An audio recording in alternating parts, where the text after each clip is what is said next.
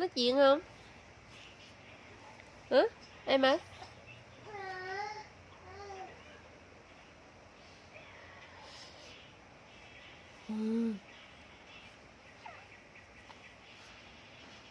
Ba. Ba. Ba. Là con mắc cười quá à. Mày nói nó con mắc cười quá hả? Hả? Ốc ơi, ốc tròn 5 tháng tuổi rồi đây. Ốc ơi, con ơi, ốc ơi, em bé ơi, em bé ơi. Trời trời, chào mày làm gì vậy trời?